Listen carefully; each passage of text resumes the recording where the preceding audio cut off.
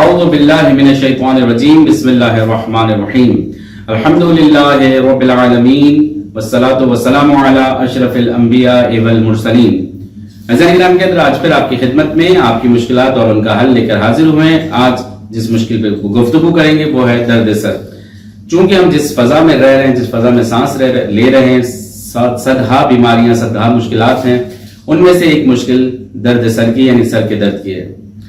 امام جعفر صادق علیہ السلام فرماتے ہیں کہ نبی مکرم صلی اللہ علیہ وسلم نے ایک نسخہ فرمایا ہے، یعنی پریکٹیکلی بتاتے ہیں کہ جب نبی اکرم صلی اللہ علیہ وسلم کسی مشکل میں ہوتے تھے یا سر میں درد ہوتا تھا تو آپ صلی اللہ علیہ وسلم دونوں ہاتھ بلند کر کے سورہ فاتحہ اور سورہ معوذتین کی تلاوت کرنے کے بعد اپنے ہاتھوں کو چہرے پر ملتے تھے۔ میں دوبارہ دہرا دیتا ہوں کہ نبی مکرم صلی اللہ علیہ وسلم درد سر کے لیے دونوں ہاتھ بلند کر کے سورہ فاتحہ اور سورہ معوذتین یعنی قل اعوذ برب الفلق اور قل اعوذ برب الناس کی تلاوت کرنے کے بعد وہ ہاتھ اپنے چہرے پر ملتے تھے۔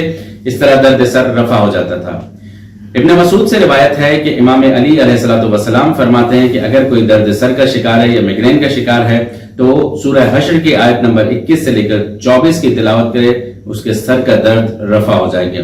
میں دوبارہ دہرا دیتا ہوں کہ مولا کائنات امیر المومنین حضرت علی علیہ السلام فرماتے ہیں کہ کوئی درد سر کا شکار ہے، جسے سر میں درد ہے، وہ سورہ حشر کی آیت نمبر 21 سے لے کر 24 کی تلاوت کرے تو اللہ کے حکم سے اس کے سر کا درد ختم ہو جائے گا۔